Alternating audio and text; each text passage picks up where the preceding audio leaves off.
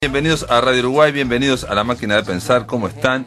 Espero que estén bien porque ya mismo arranca La Máquina de Pensar, son las 19:01 con Matías en controles de emisión. ¿Cómo le va, Matías? Y vamos a hablar hoy, amigos, directamente de una novela. Lo dijimos durante la semana, arrancamos hablando de poesía con Martín Barea Matos y Fernando Fauglino, hablamos de una novela corta de Gustavo Martínez el martes, y estuvimos hablando de John Ford el miércoles, estuvimos hablando del Teatro del Litoral el miércoles también con Darío La Paz, y ayer estuvimos hablando con el último premio Figari, Daniel Galo, que, reitero, hay una exposición de su obra hasta el 10 de marzo, vale la pena ver la obra de Daniel Gali. A mí por lo menos de Galo, porque me hizo mucha gracia, es raro que un pintor, un artista visual, tenga ese humor, esa ironía. Pero bien, ahora mismo arranca La Máquina de Pensar, dándole la bienvenida a la escritora y reseñista crítica, se dice así, Mercedes Estramil. Así se dice. Hola. ¿Cómo andás, Mercedes? Bien, bárbaro. ¿Anda con sueño? Más o menos. Sos malo, Mercedes Estramil es crítica, o reseñista crítica, eso no quiere decir que es crítica, pero en realidad lo es. Vamos a dejarlo crítico para la academia. Bueno, exacto. Bueno, o por lo menos críticas de reseñas, unas cosas más breves, de libros, desde hace muchos años en el País Cultural. Todos te seguimos, todos leemos tus reseñas, sabemos que sabes mucho sobre literatura anglosajona, básicamente, ¿no? Desde 1993. Mirá vos, ¿sí? Increíble. ¿Cómo pasa el tiempo? Y aparte, digo, implica una gran labor de lectura. Por ejemplo, el último artículo que ya mismo le recomiendo sobre, eso no es anglosajón, sobre Sama, ¿no? Uh-huh. Sobre la película Sama, sobre la novela de Antonio Di Benedetto. Me salía de Maceto, es increíble, Antonio Di Benedetto. Y sobre el libro que esta chica llamada Selva Almada escribió sobre el rodaje, ¿no? Es algo del mono. Un diario El mono en el remolino, un diario de rodaje que está muy muy breve pero muy interesante. Y que de alguna manera te ayuda a ver la película, que tiene un ritmo muy muy moroso, ¿no? Lucrecia Martel no es precisamente una cineasta fácil, uh-huh. Te ayuda a verlo de otra manera. Lucrecia Martel, que ha hecho muy pocas películas, creo que hasta la cuarta en toda su carrera. Sí, empezó, ¿no?, con La Ciénaga, que fue una película que fue así como muy impactante. Genial, ¿no? Una gran película. Y bueno, con aquella Graciela Borges que era pero esa película a mí me pareció extraordinaria, me pareció a la altura de una película de Ingmar Bergman, digo, el estudio de los personajes, de burgueses, digamos, que hay ahí en el Chaco, bueno, no sé dónde es. Y el uso ella tiene una particularidad que es cómo utiliza los sonidos. El peso que le da a los sonidos es impresionante. Difícil de encontrar, por lo menos en el cine que uno habitualmente, ¿no? Sin duda, digo, por ejemplo, ahora en La Ciénaga, como decías, Graciela Borges, y a mí lo único que me vino de esa película es el ruido que hace Graciela Borges arrastrando la silla, están alrededor de una piscina, están todos, pero hace tanto calor y están tan inanes y sin poca fuerza que arrastran la silla. Y entonces, cuando se estrella y se lastima con los vidrios, todo eso, hay como otra película, está la película visual y la película auditiva, está muy buena. Sí, es impresionante. Y después hizo La Niña Santa, que también está muy buena, y eso fue lo que yo y creo que yo vi de ella. La Virgen en Cabeza.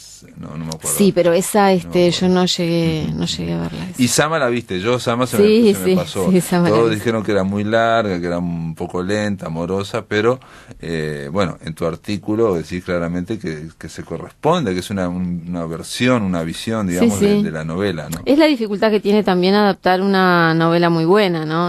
Son pocos los casos en los que se ha adaptado una gran novela y ha salido la adaptación al pareja, ¿no? Claro, con la entrega literaria, no es fácil, y la obra de Di Benedetto es realmente magistral. Sama es impresionante. Es impresionante. Toda la trilogía. Kafka en el Paraguay. ¿no? Está buena ese título. Y aparte en la época colonial, ¿no? Es una cosa muy sorprendente. Así que bueno.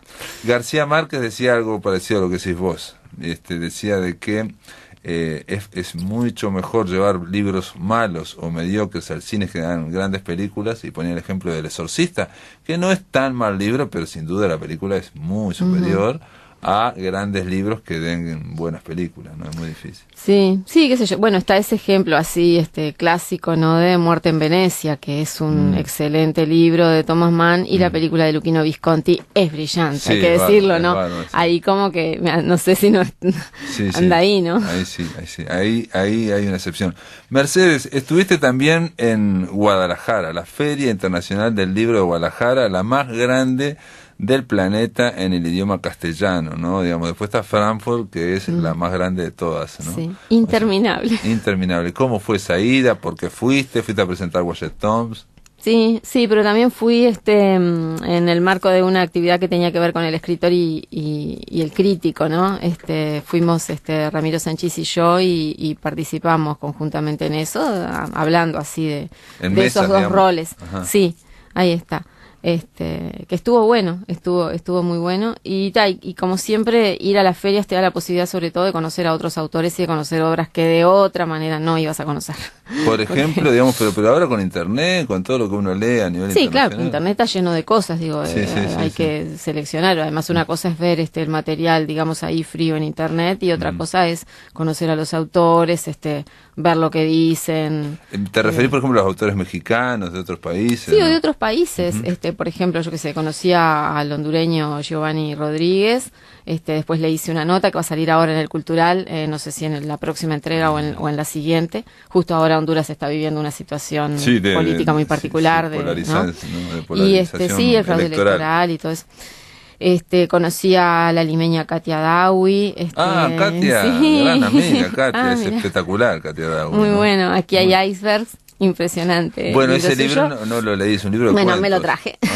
Mirá. Claro. Porque ese libro ahí, por más que esté en Mondadori, no circula aquí. Y viste cómo es, circula, o sea, en realidad las grandes editoriales no traen todo y entre los latinoamericanos no nos conocemos como de pronto sería lo ideal. Katia yo la conocí porque editó en Criatura Editora su primer libro de cuentos y está bien, pero todo el mundo dice que aquí hay iceberg, por lo menos en Perú realmente está es el libro del año. Sí, ¿no? sí. Y bueno, yo qué sé, y en las otras ferias también siempre conocí gente interesante. Había conocido a Gabriela Alemán, por ejemplo, la ecuatoriana, La muerte Silvan Blues, y bueno, también otra autora posta, y claro, y de otra manera capaz que ves sus nombres, sí, en internet, pero pasan. No, claro, no es lo mismo, aparte de estar con ellos y bueno, intercambiar libros. Pero ¿y cómo fue la de ir a esa feria que es interminable, que son, no sé, la otra vez Claudia Mengual contó aquí, y es un disparate de cantidad de gente, ¿no? Conviene no comparar. Medio millón de personas, digamos, van y vienen. Me decía, Claudia me decía que en todos los lugares donde se presentan libros se hablan, dice, en un lugar está Vargas Llosa, pero vos vas a hablar a otro y todo está lleno de público. Sí, hay mucha gente, es otro mundo, ¿no? Por eso digo, comparar te da tristeza, porque... No, ya sé, no comparemos, pero digamos... pero es deslumbrante, es apabullante, sí. Salís corriendo. A mí, por ejemplo, la Feria de Buenos Aires siempre me produce demasiado... Esta es más grande. Es mucho más grande. Es más grande, sí. Igual la de Buenos Aires, mira que es grande, y yo había estado en la de Bolivia y tampoco es chiquita, en La Paz. Pero esta sí la supera. No, la de tenés Guadalajara. Que ir muchos días pero está muy bien organizada, esa es otra cosa, ¿no? Me mostró lo que era el catálogo de la Feria de Guadalajara y era casi la mitad de una guía telefónica, una cosa muy sorprendente. No, me dijo que es muy superior a la de Buenos Aires, tipo 3 veces más o algo así. Yo igual no me quejo de ninguna, en todas vi que la organización era muy buena, la atención para los que íbamos también era muy buena, estaban muy pendientes de vos, de llevarte, ¿no? En tiempo y forma, y eso está bueno, porque estás en un lugar extraño, solo o acompañado, pero pero básicamente estás solo. Pero ustedes no fueron con el tema el tema de Book que hay acá, Uruguay Book, no, digamos que hay un... Books from Uruguay, en este caso no, este caso no. En esta de Guadalajara en esta de Guadalajara no fue por eso. Bueno, ¿y presentaste la novela ya? ¿Hiciste una presentación? Sí, digamos, no fue esa la idea. Yo justo tenía la novela y aproveché para llevarla, pero en realidad no era que estuviera pautada en la grilla la presentación de mi novela, ¿no? Ajá. No. Y yo qué sé, bien. Siempre te gusta llevar Claro. tu material a otro lado y es una posibilidad, por lo menos un grano de arena para que algún día alguien lo recoja y haya una difusión mayor. Claro, lo que me decía Claudia Menguari, pero también digo, uno lo puede ver aquí en esta feria, bueno, la de Buenos Aires, me imagino lo que debe ser la de Guadalajara, no, en realidad no me lo imagino, que es un grano de arena en un desierto lleno de granos de arena, Y ¿no? sí, O sea, bueno, es muchos libros, muchos títulos, digamos como que desde el punto de vista de un baño de humildad, ¿no? y te bañas bastante, sí. Digamos que sería una gran ducha de humildad, porque realmente ves que el título tuyo, tu título está en un océano gigantesco de títulos. Pero eso es algo que uno ya lo tiene que saber desde hace, sin necesidad de ir a Guadalajara, Sí, ya sabemos que somos piojos. pero ¿no? ahí lo ves, digamos, plásticamente Y sí. digamos, físicamente, ¿no? Y sí. No es lo mismo No. saber, yo que sé, que se edita todo lo que se edita en Argentina o en Chile, que ver lo que se edita en México, que es una de las potencias más grandes de, digamos, de edición, Sí, ¿no? sí, en habla hispana sí. Y de todos los negocios que se hacen. Y Bueno, realmente hay mucho dinero para la cultura también. Ahí se destina mucho dinero para la cultura y eso se nota. bueno, eso es otra cosa que uno se sorprende cuando va. A mí me pasó el año pasado que fui a Bogotá, es la cantidad de dinero que se destina para cosas culturales y sobre todo que se destina para literatura. Eso es mucho más sorprendente, ¿no? Mucho más sorprendente. Sí. En cuanto a ferias, en cuanto a bibliotecas, en cuanto a lecturas, es muy sorprendente. Por lo menos en Bogotá. No sé cómo fue en México, pero obviamente es una gran potencia, Sí, ¿no? eso está bueno. Realmente uno, y aparte, por ejemplo, te cuento, en Bogotá, lo que sería el Banco Central del Uruguay acá, mantiene bibliotecas, museos de pintura, en fin, en todos lados ves eso está subvencionado por el Banco del Uruguay. Es sorprendente. Y aparte carteles, que eso te llama la atención también, dándole hace afirmaciones sobre la cultura, ¿no? O sea, que eso también, viste que nosotros no lo tenemos en Buenos Aires, sí hay, Sí, ¿no? sí. De que es bueno leer, yo qué sé, cualquier cosa de esas, ¿no? Bueno, viste que estaba aquello de que cuando toda la época del sicariato y del narcotráfico en los 90 ahí que fue furor en Medellín justamente y parece que hubo una gran campaña cultural para frenar todo eso y fue parte Es que yo de la creo, solución. es que cuando esa fue la impresión, no sabía eso, pero digo, aquí hay una política de Estado en cuanto a desarrollar, por ejemplo, incluso la gente vende libros por la calle y ahí ahora está de moda todo el tema de los narcoguerrilleros, la novela de narcos. Y fui a una feria que es como si fueran pajas blancas acá, digamos, una feria muy, digamos, no la típica turística, y me sorprendió ver que también ahí vendían libros, que aquí una feria no vas a encontrarte estantes con libros, ¿no? O sea, tres Sí, o cuatro sí, sí. comercios con libros, solo vendiendo Sí, libros, sí. y aparte yo me acerqué para ver si había baratos de libros de arte, y me dijeron, no, solo novela, Mirá. Cuando dijiste, te referías a Piedras Blancas, a piedras blancas. porque Pajas Blancas es la playa, Sí, que me Piedras remonta a mi infancia. Piedras blancas. Hablando de tu infancia, bueno, hablemos de Wyatt Thoms, que tiene que ver, es la última novela de Mercedes Estramil. La anterior, el libro era Iris Play, que juntaba una serie de columnas con el mismo humor, digamos, digamos, como parece que ese hilo de humor se ha acrecentado, ¿o no? Puede ser, sí, de cinismo más bien, un poco, ¿no? Humor, cinismo, ¿no? Pero el de Iris Play era bastante Sí, jugado y a mí sí. me hizo Pero reír. ese era voluntario, estaba Me hecho hizo voluntariamente reír así. mucho. Y Washington parece como que va muy, digo, comparándola, por ejemplo, con Hispania Help, que me acuerdo ahora, ¿no? Que tenía un trasfondo dramático importante y donde había, sí, cosas de la vida, pero no como aquí que hay... Ahora, sí. capaz que acá el humor viene por una beta, ¿no? Porque en la otra también hay un trasfondo bastante más trágico, si se quiere, que en Hispania Help, que es toda la relación madre-hijo, ¿no? Que es bastante jodida o salada. Yo en esta, por ejemplo, el humor no lo vi tan presente. ¿No lo viste en el Washington? No, capaz que es más, por eso te decía, más la beta de cinismo que la de humor propiamente dicho. ¿Y Capaz qué que me diferencia, salió pero qué sin- diferencia estableces en cinismo o humor? Porque lo que está haciendo primero, digamos, hablemos un poco del argumento, que ya un poco lo Sí. conocen, pero es más, yo conocía por los diarios y por los semanarios el argumento y me había hecho otra idea, digamos, bien. ¿no? Claro, me imaginé otra novela porque se hablaba... vamos a hablar. Ella es una fue empleada doméstica que vivía en Nuevo París, que aquí se llama New Paris, ¿no? Y trabajaba en Carrasco, en una mansión de Carrasco, ¿no? Y bueno, va contando a lo largo de un viaje, va contando todo lo que le pasó, y entre otras cosas habla de su ex marido, que es su ex esposo, que fue uno de los integrantes de un concurso mortuorio nacional, ¿no?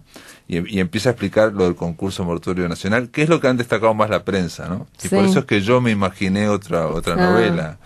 El concurso mortuorio nacional, ¿cómo es? Había dos chicas de Nuevo París, de New Paris, que lo que hacían eran limpiar y hacer el mantenimiento de tumbas. Sí. Y no ganaban mucho dinero con esas unipersonales, ¿no? Hasta que a alguien, el amante de una de ellas, se le ocurrió, ¿por qué no hacen un servicio de mediums, ¿no? Para contactarse. Y otro se le ocurrió, pero ¿por qué no hacemos un concurso mortuorio de literatura nacional, ¿no? Donde todos los muertos que no han podido escribir las magnas obras que los hubieran llevado a la fama, las escriban desde ultratumba, dictándoselas a mediums, esas obras participen de un concurso y ganen. Es como cualquier otro concurso, si lo mirás bien. Como cualquier otro concurso nacional, que incluso en el primer concurso se presentan muchas obras, y en el segundo se presentan más, y ya genera, digamos, un cierto ruido en el sistema literario nacional uruguayo. Tanto es así que, por ejemplo, hay un director nacional de cultura que interviene en la edición, porque es el único concurso literario que para participar hay que pagar. Sin porque duda. Estos cobran por, ¿no? Una pequeña cosa, pero cobran. Como los pliegos de las licitaciones. Eso es lo que dice el ex marido. En las licitaciones no se el Estado no vende los pliegos, bueno, nosotros contratamos esto. Y ahí aparece, por ejemplo, un detalle de quiénes ganó en el primer premio, ¿no? Que el primer concurso lo ganó un ex escritor. Un escritor muerto. Sí.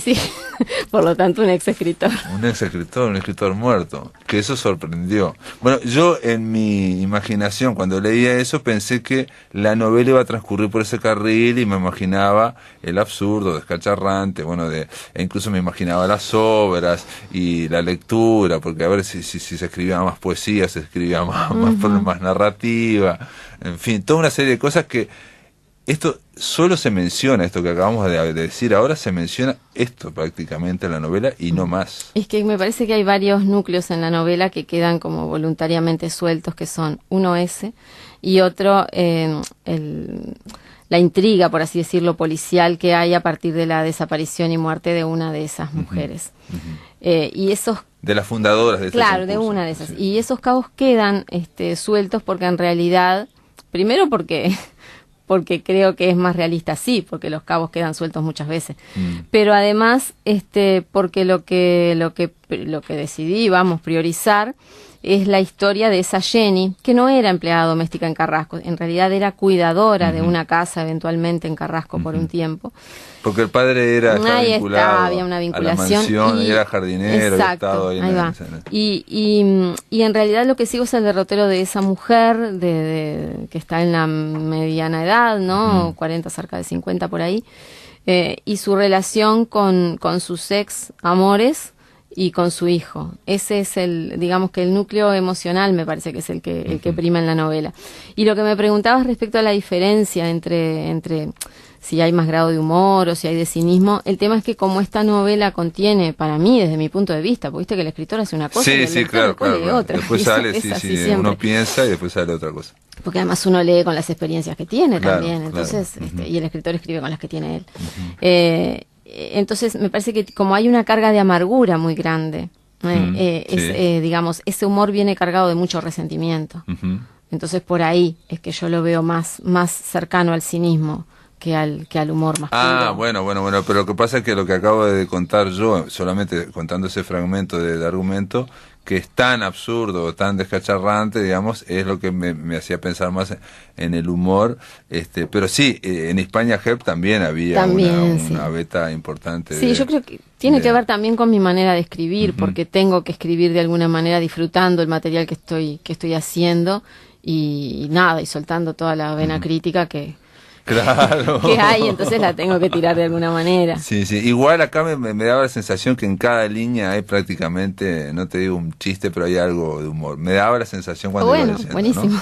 ¿no? Lo cual hace que continuamente esté chisporroteando y sea todo un análisis muy cínico en ese sentido de la sociedad uruguaya.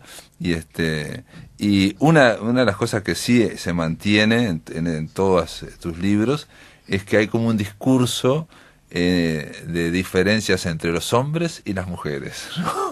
Siempre están pontificando a los hombres y las mujeres. Por ejemplo, que los hombres se dividen en hombres casados fieles y casados adúlteros, por decirte algo, ¿no? O las mujeres son o amantes o mujeres casadas.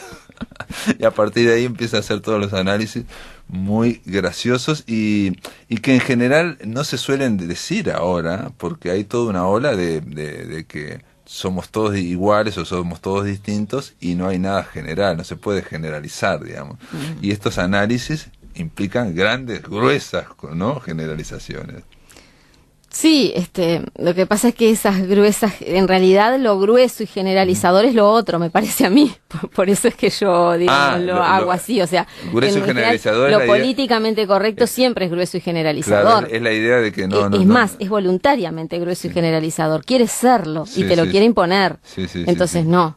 Y te quieren decir que no hay, por ejemplo, entre hombres y mujeres no hay ninguna diferencia, somos todos iguales, no sé cuánto sabemos que, como dijo una célebre título que no me acuerdo, que decían las mujeres son de Marte y los hombres son de no sé dónde, ¿no? Las mujeres son de Venus y los hombres de Marte. Ahí va. Vamos a hacer una pausa, amigos. Estamos conversando en La Máquina de Pensar con Mercedes Estramil sobre su última novela, que se llama Watched Tombs, que serían tumbas lavadas en inglés, porque ella titula en inglés. Después de la pausa continuamos aquí por La Máquina de Pensar. En el aire de Radio Uruguay, La Máquina de Pensar. Amigos, estamos conversando con Mercedes Estramil de esta novela que se llama Watched Tombs. ¿Por qué se llama así? ¿Y por qué dicen que hay un problema de traducción? Algo así? Porque serían tumbas lavadas. Ellas en realidad limpian las tumbas, ¿no? No, gente, lo que pasa es el lavado de tumbas es una ceremonia que se practica en China, tengo entendido. Y entonces ahí fue que me empezó a surgir la idea de la novela. Y no le quería poner tumbas lavadas. ¿Cómo te empezó a surgir? ¿Cómo es? Claro, cuando el rito de que es. Sí, de lavado de tumbas que se hace una vez al año. Se manguerea. Ahí está, creo que es en abril, sí, se hace una limpieza. Bueno, ya ni me acuerdo cómo fue que me surgió, pero el tema es que de ahí me vino qué interesante negocio, ¿no? Porque viste que en mis novelas en general me preocupo bastante por crear negocios insólitos Insólitos, sí, de alguna forma, digamos, Mercedes también lo que hace es retratar este momento del capitalismo, de la sociedad de consumo que estamos en este momento actual, donde se van generando nuevas necesidades y hay alguien que siempre inventa determinadas cosas, nichos, digamos, de mercado para tratar de generar... Nichos estuvo muy bien dicho. En el caso de Watched Tombs, claro, nichos de mercado. Pero alguien hablaba de otros negocios que inventaste vos en otras... Sí, en novelas. Irreversible había un tipo que vendía videos caseros por el interior. En Irreversible era eso, había un señor corredor... En España Herb hablaba de uno de los poetas, que yo no me acuerdo. En España Herb había una sociedad de poetas inciertos que se dedicaba a pasar droga a través de libros. Pasaba droga. Sí. Yo me acuerdo el negocio que más me quedó, no sé por qué me quedó, porque dije, esto es brillante, es el negocio que de los celulares. Está en un cuento tuyo, claro. ¿Qué pasa con los hombres importantes que están siempre trabajando y las mujeres que están en su casa, son amas de casa y le dicen, no sé, chiquito, ¿me querés? Y ellos están trabajando en otras cosas. Entonces había un servicio de SMS para cuando ellas escribieran, había alguien que decía, sí, por supuesto, querida, yo te quiero, no sé qué, no sé cuánto. Y te estoy esperando para comer con tal cosa y dice, sí, muy qué bárbaro. Ese es un servicio que vos sabés que si alguien lo implementara tendría mucho éxito porque es muy necesario. Es que yo creo creo que ese servicio a mí me quedó grabado, digamos, y leo muchas cosas, muchos libros y muchos cuentos, y me quedó grabado ese porque dije, esto no lo inventó alguien, pero debería poderse inventar. Eso estaba en El corazón de Rebeca Linares, un cuento. Sí, sí, sí. Así sí, que sí. bueno, pero eso, me gusta inventar esa cosa de negocios raros, y entonces acá se me ocurrió esto a partir de eso. Y me preguntabas por qué le había puesto el título en inglés.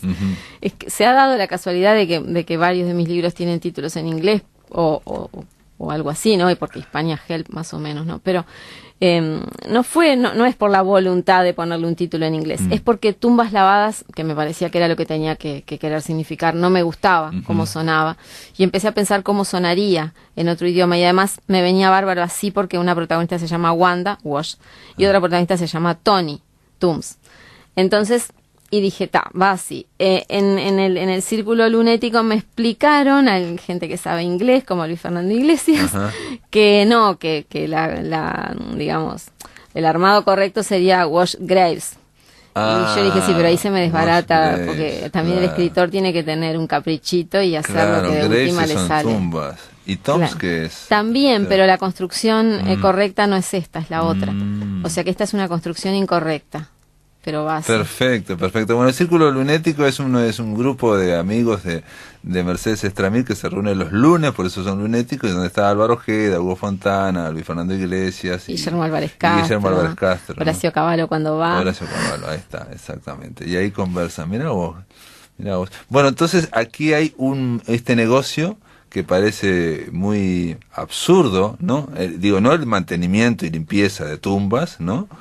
Sino el otro, digamos, el de generar todo una comunicación con los muertos. Claro, ¿no? Ahora eso también tiene su contracara, por decirlo de alguna manera, que en realidad no es ni irrisoria ni tiene que ver con el negocio.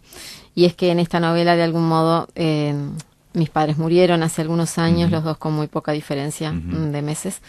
Y yo necesitaba de alguna manera saldar cuentas con eso, ¿no? Escribir sobre ese pasado. Está el tema también de cierto remordimiento que tiene la protagonista, o tienen otro, ahora no me acuerdo, de el tema de si hay que ir a visitarlo, ¿no? El tema Tal de, cual. ¿no?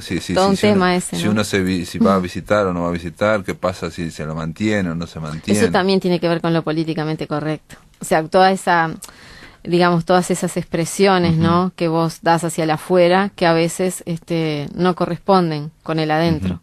A veces es más fuerte, digamos, lo que sentís por dentro, aunque no hagas esas expresiones públicas. Claro. Que cuando a veces se hacen sin sentido. Entonces también eso está en la novela, y eso es ese costado, digamos, de alguna manera de amargura que yo te decía. La protagonista va a toda velocidad, tiene muchas cosas que hacer, tiene muchas emociones, tiene muchos resentimientos contra los hombres, y habla de los amantes, de los adúlteros, de no sé qué, dice cosas muy graciosas. Yo te decía que incluso comentando la primera la lectura de la novela, me quedé al otro día, digamos, me quedó el rum, digamos, como si esto fuera, como si fuera el show de Cristina, ¿no? Y cuando empiezan a decir, los hombres son tal cosa, las mujeres son tal otra, y empiezan a discutir, y entonces yo en mi mente tenía dentro de las discusiones tal cosa, tal otra, por las generalizaciones que hay, digamos. Sí, pero eso... De la incomunicación. Es que hay incomunicación, pero no es que haya incomunicación entre hombres y mujeres, hay incomunicación a nivel humano. De todas maneras, igual, nunca hay que olvidar que la traslación a la literatura, digamos, en la traslación a la literatura, toda la referencialidad que viene del mundo de lo real tiene que ser tomada con pinzas. No, claro, entonces, claro, no, esto es como el libro es un universo propio. Sí, claro, y pero uno se mete en ese universo, aparte, una de las cosas que hace esta protagonista, que está pasando por muchas cosas, es reflexionar constantemente, y filosofar y dictaminar, digamos. Hay una cuota muy importante de reflexión. Digamos, además, por más mal que se habla mal, pero también, digamos, en el hablar mal también hay sentimientos buenos y hay sentimientos malos, ¿no? Pero en esa protagonista que reflexiona, a través de su reflexión también se está mostrando su propia personalidad, que no es precisamente un jardín de rosas. No, claro. Aquí hay una visión del género humano, digamos, no solamente de los hombres, principalmente de los hombres, pero también de las mujeres implícitamente, porque, digamos, en cuanto a no hacerse ilusiones con el género humano, ¿me explico? Claro. ¿No? Esa es una mirada escéptica. Te pongo otro ejemplo, digamos, pongamos un ejemplo alto, o un gran ejemplo. Onetti también era constantemente en las novelas una reflexión constante de las novelas, lo cual no necesariamente implicaba que, bueno, que Onetti pensara que todo no sé qué, digamos, ¿no? O sea, No, bueno, y si lo pensaba estaba en todo su derecho, sí. ¿no? También está eso, porque también en el fondo, digo, no se le cuestiona al escritor en realidad lo que está pensando, lo único que se le puede cuestionar o lo único que en realidad es visible es lo que dejó escrito. Sí, si funciona, Entonces, ¿no? Sí, ya si funciona, está. ¿no? Claro, o sea, sí, después sí. lo que pensó lo sabrá él. Sí. Como sea, lo que hay aquí es una visión entre las relaciones entre hombres y mujeres desde el lado del mostrador de la mujer, Sí. ¿no? Claramente. Vamos a hacer una pausa, amigos, y a la vuelta vamos a preguntarle a Mercedes otras cosas sobre Wyatt Thompson, que es una novela que ha tenido mucha prensa, ha estado bastante en el candelero, Sí. yo diría que mucho en el candelero, y que ha tenido muy buena recepción crítica también, También, ¿no? muy buena, La por han suerte. la han comparado, por ejemplo, con la película Cosmópolis de David Cronenberg y una novela de Dom DeLillo, ¿no?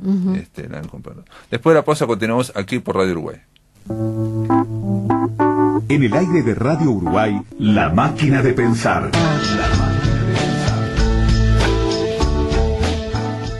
Continuamos en La Máquina de Pensar, estamos conversando con Mercedes Estramil sobre la novela Wyatt Thompson. Bueno, una pregunta, vos, ¿por qué le decís New Paris a Nuevo París y el ómnibus que toma de Coex, que es Verdisol, se llama Green Sol? Y un poco para que no me peguen allá, porque yo soy de allá.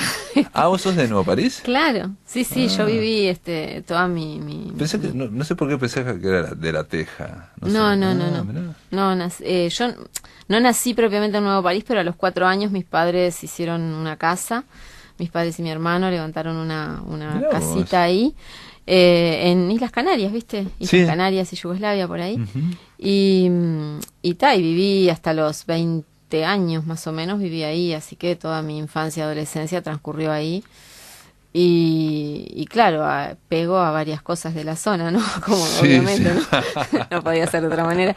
Y sí, en vez de llamarle Verdisol, que ahora es una zona un poco caliente, le pego le digo Green Sol y New Paris porque nada, me pareció Es un gracioso chiste, llamarlo sí. así. New ¿no? Parisina, New Claro, Parisina. sí. Hay un detalle, yo te decía fuera en el bloque anterior, que en la diaria lo compararon con Cosmópolis, la película de Cronenberg, pero digamos, la única comparación que es cierta, que sería una línea argumental, es que Cosmópolis es un gran magnate que va viajando en un auto y bueno, el caos de la sociedad va rompiendo ese auto mientras no se entera, él sigue hablando ahí con otras cosas y bueno, teniendo sexo, droga, en fin, una serie de cosas, pero la limusina, que era enorme, era espectacular, se va pintarrajeando, en fin.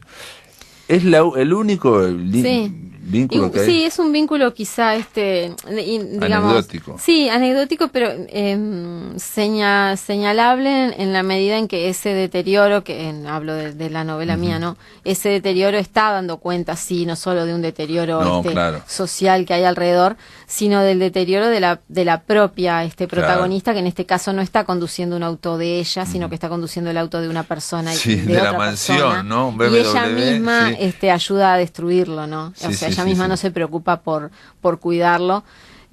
Pero también todo tiene muchas lecturas, ¿no? También eso Es tiene ella la lectura también, de sí, claro, sí. de que Reflejo. de que es ella misma la que se está destruyendo. Va reflejando, digo, por ejemplo, en un momento estaciona mal y o le roban el espejo, o choca, digamos, una luz, o en otro momento ve que llega y le han dibujado, le han rayado el auto, le han hecho caritas, en fin, una serie de cosas, ¿no? Se va rompiendo poco a poco el auto, ¿no? De hecho, van al taller mecánico. Hay en un muchas momento. elipsis, además, a eso era lo que iba, porque en el taller mecánico, en realidad, la persona que la atiende descubre que el auto está mucho más destrozado de lo que se nos ha venido diciendo que Sí, está. sí.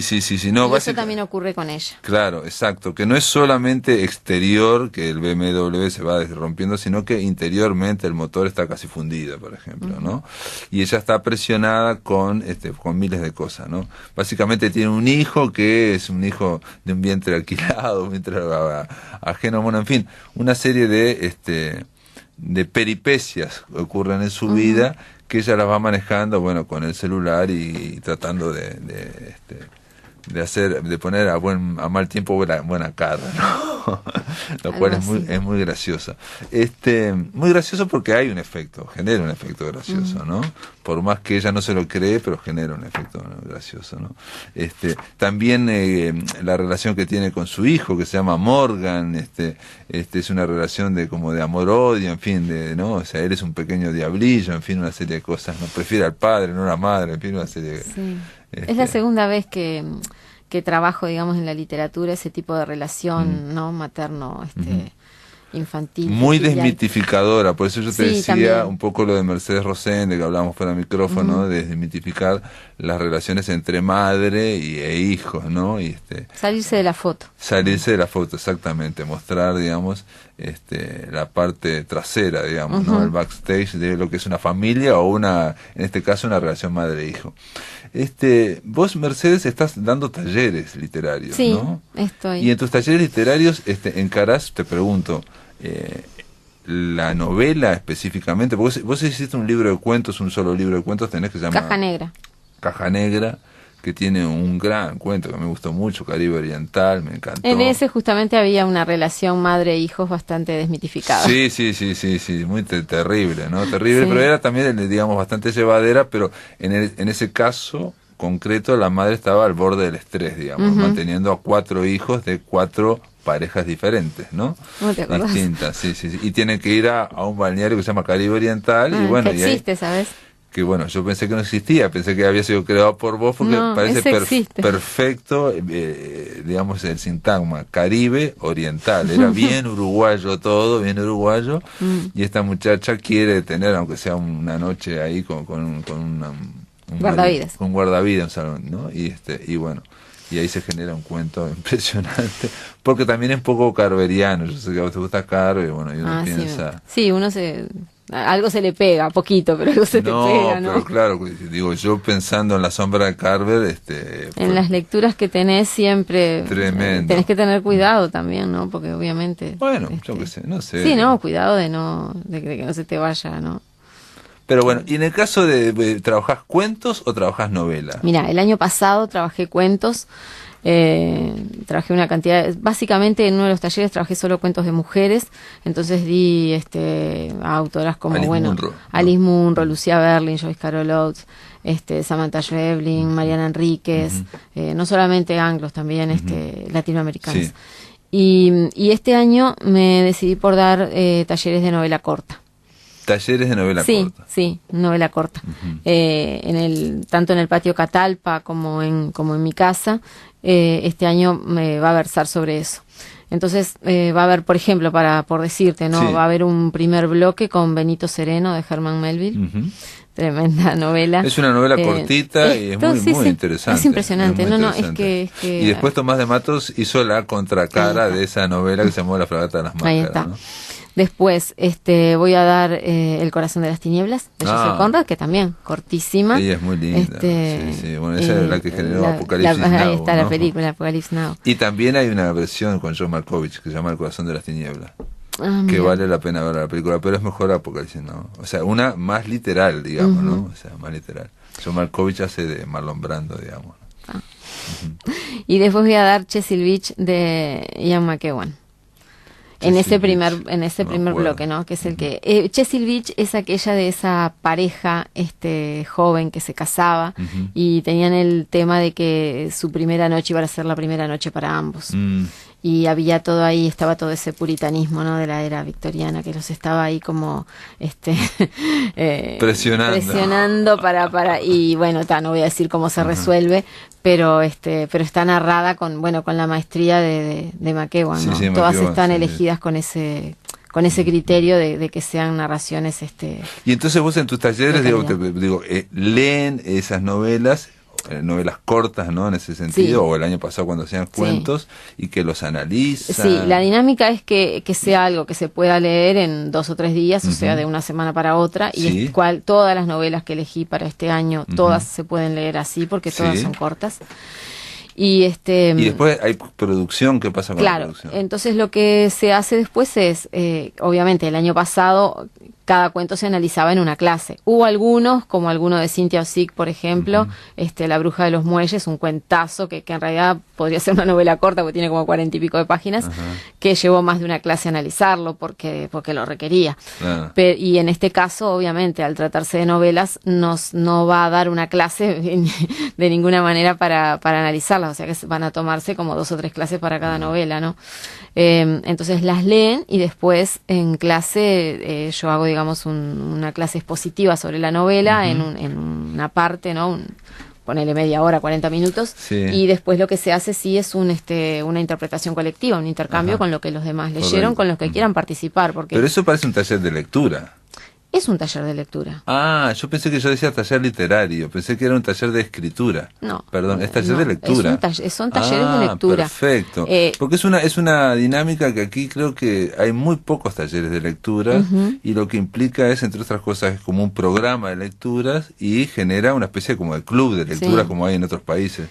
Lo que pasa es que la diferencia quizá, o sea, no es no se trata de ir a hablar así al tuntún de las novelas, ¿no? Sino de hacer un análisis.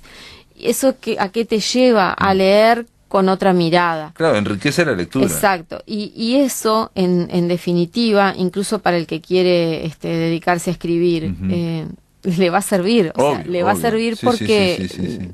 Digamos, no sé cómo funcionan los talleres de escritura al uso, ¿no? Pero no se trata, digamos, de ir y sacar lo que tenés adentro, digo. Tenés que tener herramientas, herramientas narrativas. Y la lectura, digamos, es inseparable de la escritura. Es inseparable completamente. No se puede separar, digamos, ¿no? O sea, y de hecho los escritores, digo, como norma general, que yo lo creo, son todos muy buenos lectores. Sí, a menos que seas un genio, pero genios hay muy pocos. Entonces, sí, pero claro, yo creo que los genios también, digamos, ¿no? Lo que sí, me parece de los escritores, digamos, que tienen un gran sello personal, es que no necesariamente leen toda la biblioteca, sino leen una parte, digamos, y se prenden a esa parte. Va Ferreira decía que los artistas eran unilaterales, o sea, y bueno, y seguían con esa y que un crítico no tiene que leer toda la biblioteca, exacto, ¿no? Pero entonces incluso hablaba a nivel de músicos también, digamos, ¿no? Que pero eso tiene que ver con la creación de cada uno. Igual un taller de lectura, hay que decir, amigos, si a alguien le interesa, voy a decir porque tenés 2, uno en Patio Catalpa. Sí.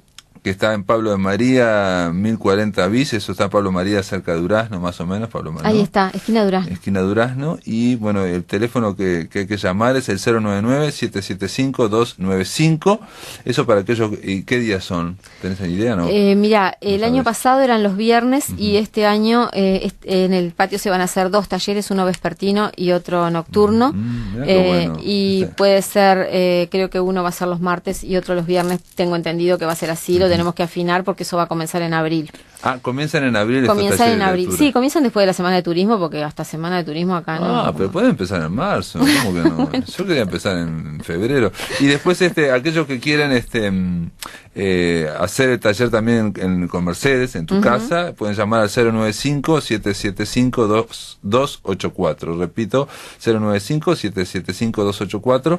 Y es también, insisto, es una forma también de programar lectura y de enriquecer una lectura que uno no esperaba, ¿no? Uno cuando lee está bueno que vengan, ¿no? Distintas influencias y que uno lea lo que no espera también, ¿no? Exacto. ¿No? Que te saque un poco, salvo aquellos que sean unos genios y que lean una parte de la biblioteca, digamos, está bueno, ¿no? No, pasa también que de pronto en lo menos esperado, digamos, encontrás una riqueza que te da como un canal, ¿me entendés? Más directo, digamos, no necesitas leer todas las obras. Quiero decir, hay obras que son tan ricas, a través de las cuales se pueden dar muchas estrategias narrativas y se puede dar un panorama mucho más vasto que lo que la obra en sí aparentemente da. Correcto, y digamos, no hay que leer todo Joseph Conrad, y el Leyendo el Corazón de las Tinieblas es espectacular, estamos hablando de libros muy chicos, o la de Melvin, no hay que leer Moby Dick, sino que con Benito Cereno. Igual es recomendable leer Moby Dick porque es brillante. Yo no la leí Moby Dick, ¿no? Empecé y bueno, es alucinante. Tengo que leerla.